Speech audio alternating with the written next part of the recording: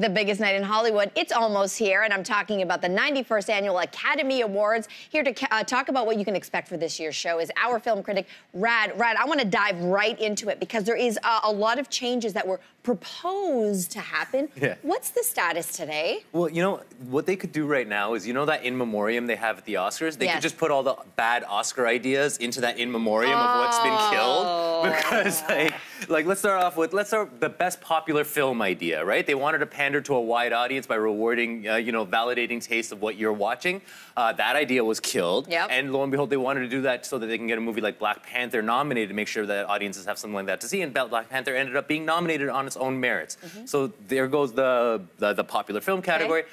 They wanted to cut down the musical performances from the five nominated songs to 2 of them, maybe like saving only Lady Gaga and Kendrick Lamar because those 2 really need saving. But no, so that didn't happen. Everyone protested that. So no, they were gonna have all 5 song performances, but now Kendrick Lamar and SZA won't be able to perform all the stars, and I think that has more to do with their camp. Okay. I'm not sure about that. Then there was the category cuts, which got a lot of people upset. So they wanted to cut out the broadcast for 4 key categories: so cinematography, film editing, makeup, and live action short. And what was really telling about the categories they were cutting is that they were the categories that Disney films were not nominated in. Ooh. You know, Disney owns ABC, which runs the broadcast, and so cinematography and film editing, which are key components to making a film. I'd say you didn't have any Black Panther or Mary Poppins in there, so they were like, yeah, those can go. And that upset a lot of people. Like the entire Academy was like, no, the entire foundation of making a film is in those categories. But enough people spoke up, and the Oscars are listening. They're like, okay, we get it. It's a bad idea. Let's have these categories back. Because that's what makes the Oscars, this recognition of true talent and craft and what goes into making these movies. Otherwise, you're just the MTV Awards. You might as well just throw in Best Kiss. Oh, shoot. You just dropped that.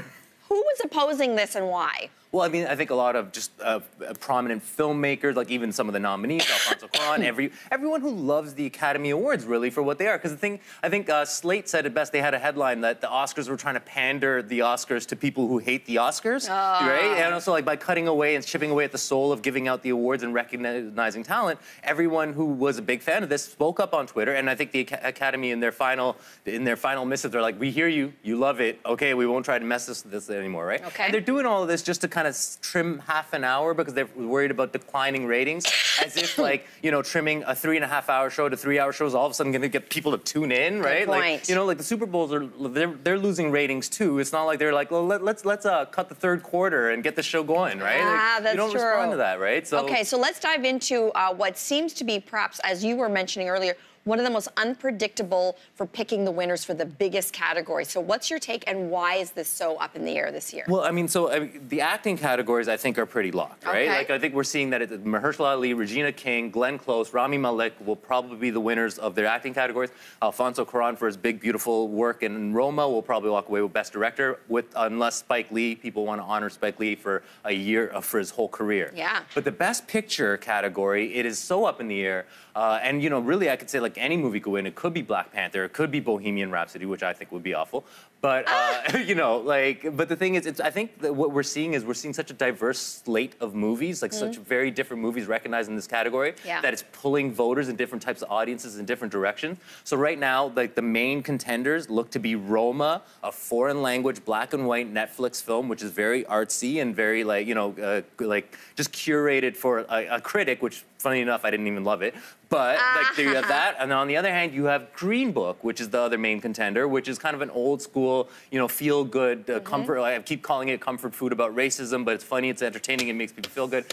So these are the 2 main contenders. Okay. I think Black Klansman has a shot at kind of just stealing the thunder. Maybe an outside shot. Yeah, but I mean, the cynic in me, if I had to make a prediction, I'd be pulling out my hair if I had hair. But the cynic in me is saying it's probably going to be Green Book. Woo! Rad said it here first, everybody. Thanks for that. Thank you. Okay, we'll see how this all pans out on Sunday. Yeah, we'll see. Okay, Rad, thank you. Thanks.